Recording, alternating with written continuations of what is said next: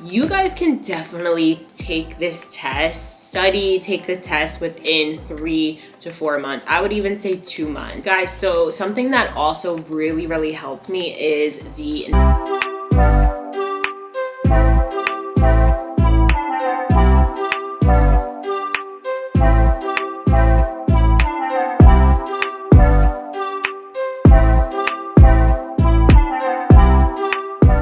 Hey guys, welcome back to my channel. I am Marissa. On this channel, you're gonna find all things self-growth, self-care, fitness, dance, entrepreneurship, just growing, living, and all that good stuff. If this is your first time tuning in, make sure you hit that subscribe button so you get notified every time I upload new videos. If you are a returning subscriber, welcome back. Thank you for tuning into another video. Let's get into it. So some of you may or may not know I am a certified personal trainer by NASM or NASM or National Academy of Sports Medicine, whatever you want to call it. I call it NASM. Some people just say NASM. But I wanted to talk a little bit today about getting your certification, the process, the cost, the studying, the difficulty of the exam, all that stuff. I know a lot of you guys have questions. When I was studying for my exam, I was also on YouTube searching and typing in ways to speed up the process of getting my certification and passing my exam. So I am here to definitely help you guys out and give you some insight so that you can get your certification and start making that shmoney, honey. So for me, fitness has always been a part of my life. My mom worked out a lot. She actually had like our whole basement set up as a gym. She used to have her friends come over and she used to do workout tapes. I got into it at a very young age, so about like 3-4 years old. I had like 1 pound weights. So fitness was something that was instilled into me, and it kind of just stuck with me as I got older. So in my adult years, in my 20s, I got into teaching fitness classes. So primarily group fitness. I was licensed in Zumba, Zumba toning, Pyo. If you guys don't know Pyo, it is a beach body format. I also did a Pilates training. So there was a couple things that I had under my belt, but I felt like I was missing something. All of the trainings that I took were very specific to the formats, and nothing was really educational about like physiology or the musculoskeletal system or anything like that. So I really wanted to increase my knowledge so that I could start making more money and possibly get my foot into some doors where I couldn't if I didn't have my personal training certification. So 2021, I decided to invest in myself. So I purchased the 7th edition course in August of 2021. And I figured it was gonna take me probably 4 to 5 months to study and take the exam. If we're being honest, it took me about 3 months to actually study because I was procrastinating for a couple months and I did not start studying right away. So I'm gonna give you guys some tips and advice where you can speed up the process of studying. And I know everybody learns differently. Like you might be someone that actually wants to sit and like read the whole book and take every single quiz on the book and go through every single video and all of that. If you have time for it, do you, boo, okay? Do you, boo. Do that, all right? If you want to speed up the process, I got you, okay? I'm about to give you some hacks right now. First things first, you have to figure out what type of learner you are, okay? If you're someone that can just read and then just retain the information and it just goes automatically into your brain and you don't forget it, good for you. That's amazing. I'm not like that, okay? So I need to write things down. The way that I started studying, okay, I actually wanted to read the whole book. I really thought I was about to sit here and read freaking 22, 24 chapters of this book and take notes on every single chapter. It was not happening. I did that for probably about 6 chapters and then I was like, absolutely not. So what I did was I went to the course and I ended up printing out this study guide. So you're gonna find a study guide that looks like this. I probably can't show you guys too much of it, but it's the CPT exam study guide. So I printed it out. I got a binder. So I went to Staples, bought a binder, whatever, and then I bought dividers. So I split up the study guide into the sections of the book. So there are 6 sections, and I'm talking about the 7th edition. I'm not sure if there's another edition that came out, but this is the 7th edition. So I made 6 sections. I put each section into the book of the study guide, and then I kind of just went through this study guide. I read everything that was here. What's good about the study guide is it's going to tell you pretty much what you need to focus on. It's going to be like a summary of every chapter, so you don't have to sit there and read every single thing. Again, if you want to read every single thing in the book, go ahead, do you. Good luck with that.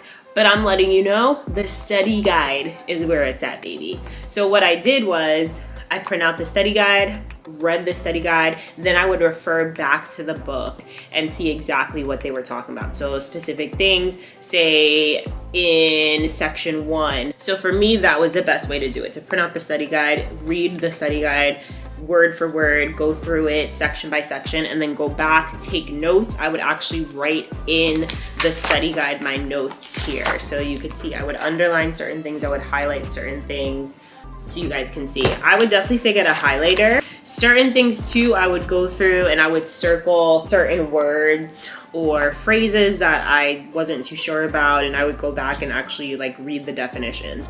So I would say, like, if you're going through the book, definitely read the definitions. That's what I really started off by focusing on. So when I started reading the chapters, I would write down the definitions and put them into my notes on like Google Docs, however you guys take notes. You can see a lot of notes like on the side, a lot of things highlighted, a lot of things that I felt like I needed to study more on or I needed more education on, so I would circle it. You should definitely know your overhead squat assessment. Okay, that's going to be really important. So knowing the overhead squat assessment, knowing why you're doing it, why you're performing it, the form, how your client should be, where their feet should be, where they should be sitting. You should know everything about the overhead squat assessment. Another thing that you really want to focus on and you really want to understand is the OPT training model. So the OPT model, so you should definitely know those 5 training stages, which are the stabilization endurance, the strength endurance, the hypertrophy phase, the max strength phase, and then your power phase. So those are your 5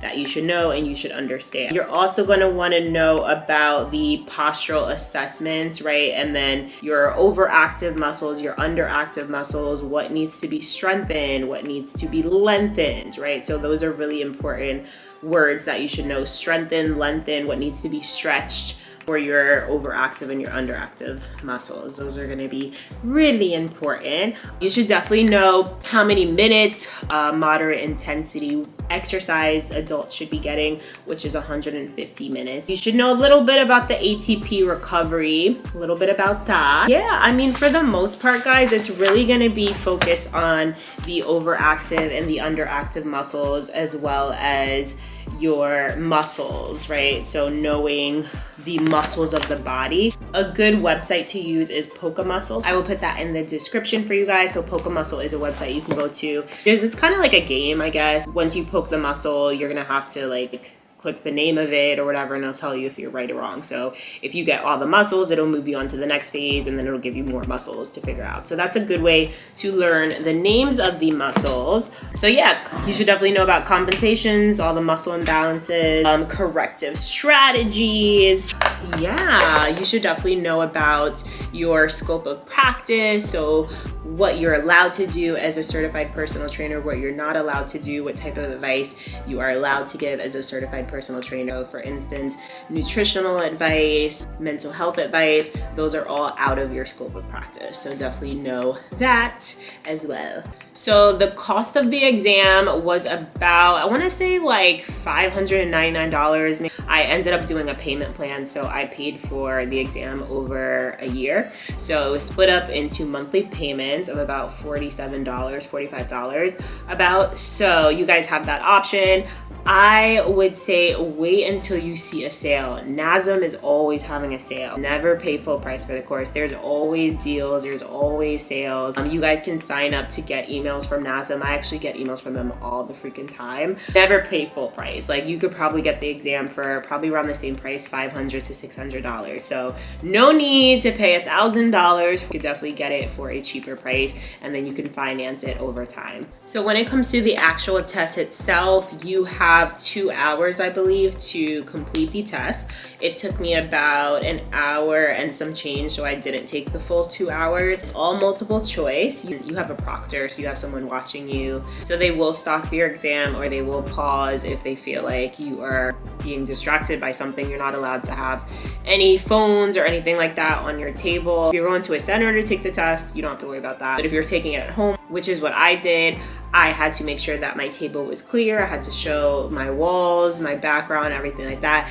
They want to make sure you are not cheating, okay? They want to make sure you don't have any cheat notes or anybody in your room that's giving you any type of insight while you're taking the test. So just be aware of that before you guys schedule your exam. Honestly, guys, I really feel like if you buckle down and you focus and you study and you do what I suggested by printing out the study guide and then referring back to the book, also watching all the videos at the end of each chapter, that's really gonna help. So if you're a visual learner like myself, like I learn from pictures, videos, people talking, like I really take in what people are saying rather than reading and retaining the information like that. I'm someone that is better learning when I hear things or when I see things, when I see visuals, when I see pictures, when I see outlines. So I learn that way. So if you learn that way, I would definitely suggest watching all the videos in the chapters. So you can actually go into your course and there's a way to look at all the videos from the chapters. So you can go ahead and do it that way. You can also go through the study guide and then watch the videos as you go through each section. That's gonna help as well.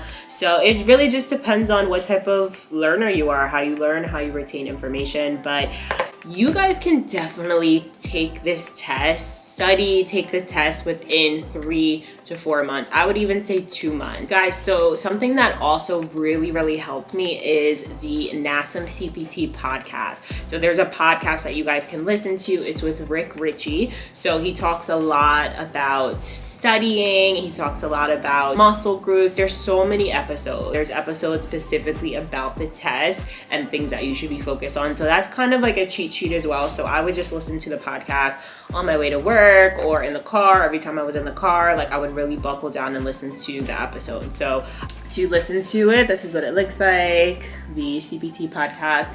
And I loved it. Even, after you take your test, like I would suggest still listening to it. If there's so many good references and conversation. There's just so much education. I think with the fitness world, we're constantly learning. There's so much to learn and it's impossible to learn everything in 6 months. The great thing about it is you always have this information at your hands, so don't feel like you need to learn every single thing or you're gonna remember every single thing in 5 to 6 months. It's impossible to retain all that information. So I would definitely say study what you need to study for the exam, go back, study a little bit more, learn as you progress. Once you do get your certification, you also have to keep up with CEC'S, which are continuing education credits.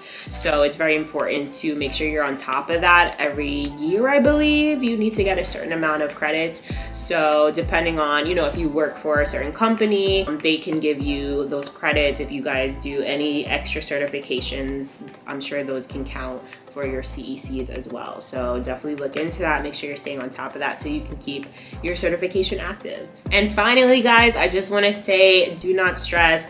If it comes down to it and you feel like you're really not ready to take the test when it's time to take it, you can get an extension. I was supposed to take my test in February and I wasn't ready. I was stressed, ended up actually leaving my job that I was at. It's a story for another video, but I ended up getting an extension. So I ended up taking my exam in March of this year. But if I really buckled down and I was not procrastinating at the beginning, I probably could have studied and passed my test within 2 to 3 months, to be completely honest with you. So I just want to encourage you guys to buckle down, focus, get it done. Do not stress. Make sure before your test you get plenty of sleep, that you're not up cramming, you're not up studying at 2 a.m. if you're taking your test the next morning. Like literally just chill out. A lot of the test is common sense. So actually take the time to read the questions, think about it. Don't just rush through the test trying to like go with whatever answer you think is right. Like actually think about it, right? So if you know most of your stuff, a lot of it is going to be common sense. So study, print the study guide, and listen to that podcast. Ask questions if you need to other CPTs and other people who have taken the exam, and you're gonna do great. You will definitely pass.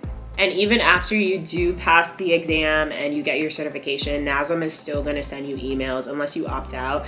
Additional certifications and workshops. There's more opportunities to learn. You know, you can be like a nutritional coach, you can be a wellness coach, things like that. If you want to spend your money on it, go ahead. There's plenty of opportunity, but they are going to try to upsell you, just so you know. So just be aware of that. You can always opt out of the emails, but just be aware that there's always sales going on. So they're always going to be offering you deals in your inbox. I hope this video was helpful to you. Good luck on your exam. Do not stress. You got this. If you take the time to study and you retain the information and you go with the tips that I gave you today, you will be good. If you guys have any questions, definitely drop a comment below. If you guys have any suggestions as well, any suggestions on people taking their exam, drop it in the comment section below. Let's talk about it. Let's help these people out. Let's grow this fitness community. Definitely make sure you hit that subscribe button, hit that like button so this video can get out to more people who are looking to become fitness professionals. Appreciate you guys tuning in today, and I will see you guys in the next video. Take care.